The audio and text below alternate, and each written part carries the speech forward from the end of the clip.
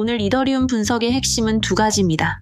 첫째는 가격을 움직이는 진짜 이유, 둘째는 그 이유를 뒷받침하는 데이터입니다.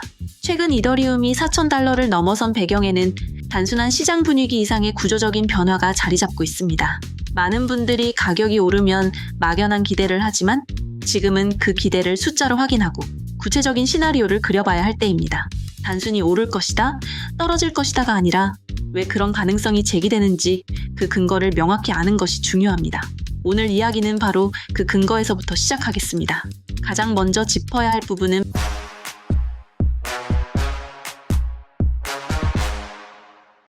바로 이더리움 현물 상장지수 펀드, 즉 ITF입니다. 그런데 그냥 ETF가 아닙니다. 바로 스테이킹이 가능한 ETF라는 점이 핵심입니다. 스테이킹이란 내가 가진 이더리움을 네트워크에 맡겨서 그 안정성에 기여하고 그 대가로 이자를 받는 구조를 말합니다. 쉽게 비유하자면 예전에 이더리움 ETF는 단순히 금을 사서 보관만 하는 금고와 같았습니다. 하지만 스테이킹이 가능한 ETF는 이자를 주는 금예금 통장과 같습니다. 같은 자산을 보유하더라도 추가적인 수익이 발생하기 때문에 기관 투자자들에게는 매력도가 완전히 달라지는 것입니다. 실제로 세계 최대 자산운용사인 블랙록이 신청한 이더리움 현물 ETF에 스테이킹을 포함하는 규정 변경안이 올해 중순부터 공식적으로 심사에 들어갔습니다. 미국 증권거래위원회, 즉 SEC는 이 사안에 대해 단계별로 결정을 내놓게 됩니다. 법적으로 정해진 최종 결정 시한은 내년인 2026년 3월경이지만 시장은 그보다 이른 시점에 결정이 나올 가능성에 주목하고 있습니다. 첫 번째 중간 결정 시점은 오는 9월 15일경, 두 번째는 15월 말, 세 번째는 내년 1월 말입니다. 과거 비트코인 현물 ETF 승인 사례를 보면 신청부터 최종 승인까지 약 7개월이 걸렸습니다. 이더리움도 비슷한 전례를 따를 것이라는 전망이 나오는 이유입니다.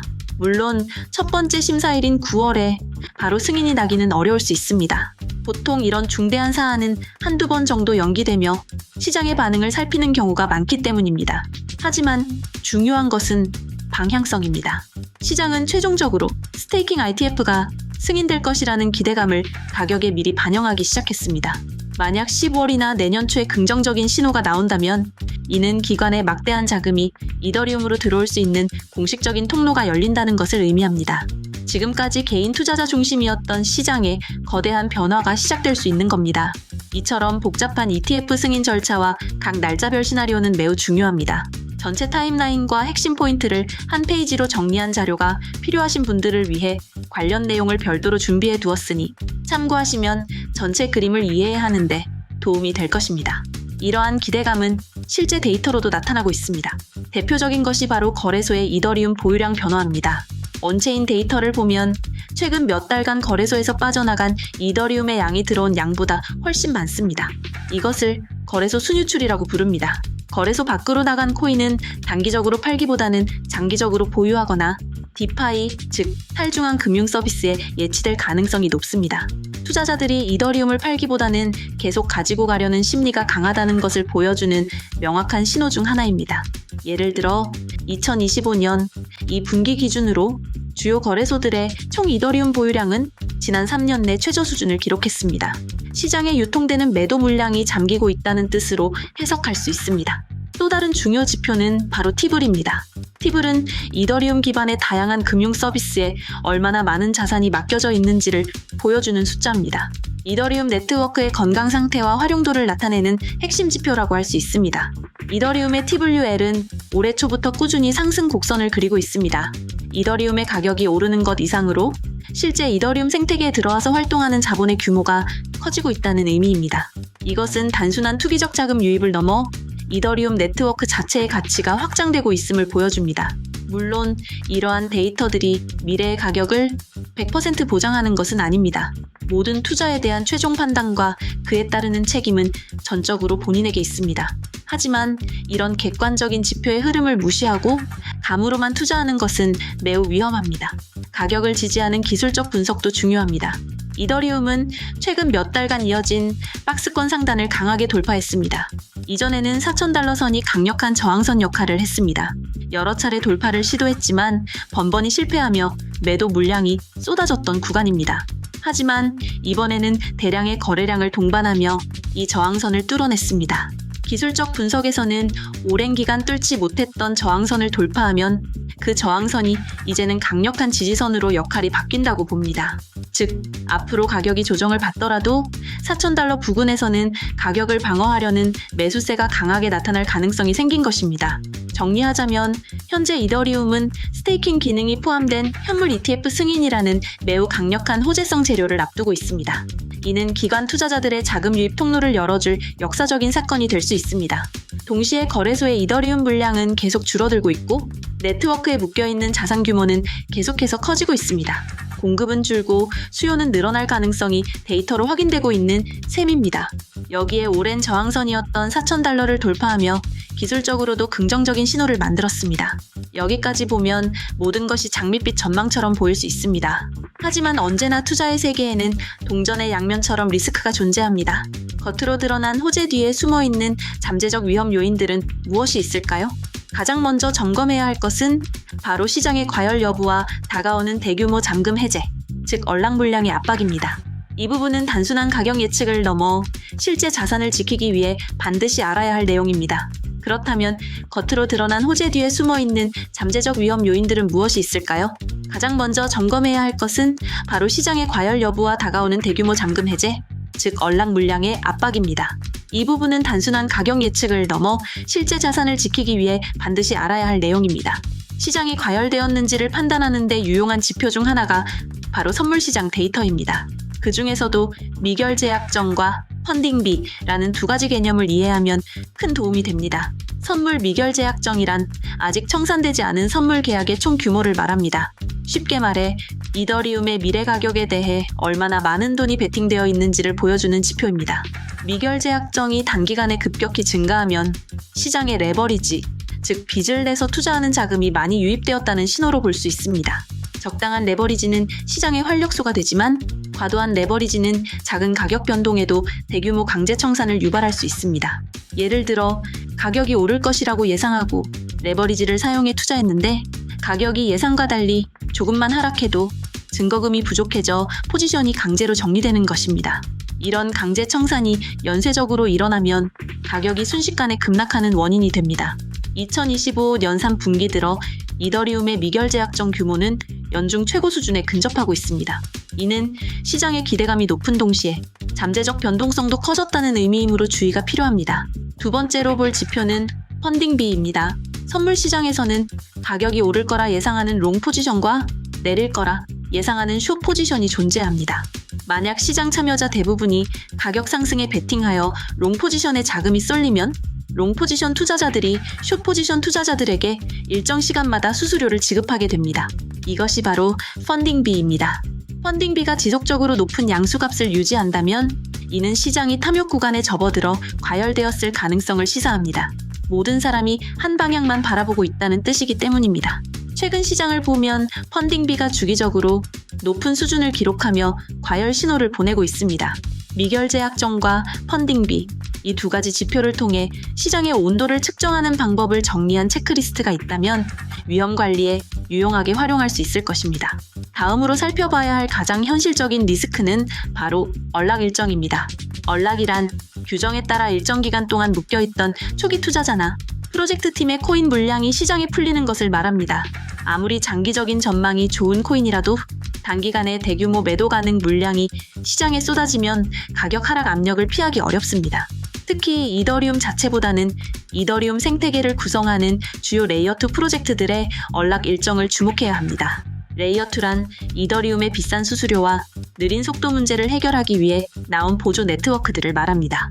예를 들어 아비트럼이나 옵티미즘 같은 대표적인 레이어2 프로젝트들은 앞으로 수개월에 걸쳐 정기적으로 대규모 언락이 예정되어 있습니다. 가령 특정 프로젝트가 2025년 4분기에 현재 유통량의 약 10%에 달하는 물량을 언락한다고 가정해 봅시다. 이는 시장에 갑자기 매도 물량이 크게 늘어날 수 있다는 것을 의미하며 해당 코인의 가격 하락은 물론 전체적인 투자 심리에도 영향을 줄 수 있습니다. 따라서 이더리움의 방향성을 볼 때는 이더리움 단독의 호재뿐만 아니라 이더리움 생태계 전반의 주요 프로젝트들이 언제, 얼마나 많은 물량을 시장에 풀어놓는지를 반드시 함께 확인해야 합니다. 이것은 보장된 하락은 아니지만 변동성이 커질 수 있는 시기를 미리 알려주는 중요한 일정표입니다. 결국 긍정적인 뉴스 하나만 믿고 투자하기에는 시장이 너무나 복잡하게 얽혀 있습니다. 스테이킹 ETF 하라는 강력한 호재가 있지만 동시에 시장은 높은 레버리지로 과열될 조짐을 보이고 있습니다. 또한 생태계 내부에서는 대규모 언락이라는 잠재적 매도 압력이 주기적으로 다가오고 있습니다. 이러한 단기적인 위험 요소들을 어떻게 해석하고 대응해야 할까요? 중요한 것은 리스크를 무조건 피하는 것이 아니라 이해하고 관리하는 것입니다. 예를 들어 펀딩비가 과도하게 높을 때는 추격 매수를 자제하고 대규모 언락이 예정된 시점에는 현금 비중을 일부 확보해두는 식의 전략을 구사할 수 있습니다.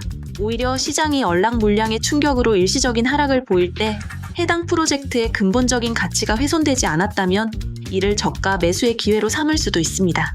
이처럼 단기적인 변동성을 일으킬 수 있는 위험 요인들을 인지하고 대비하는 것은 성공적인 투자의 필수 조건입니다. 모든 가능성을 열어두고 시나리오별로 대응 전략을 세워야 합니다. 이것이 바로 숲과 나무를 동시에 보는 균형 잡힌 시각입니다.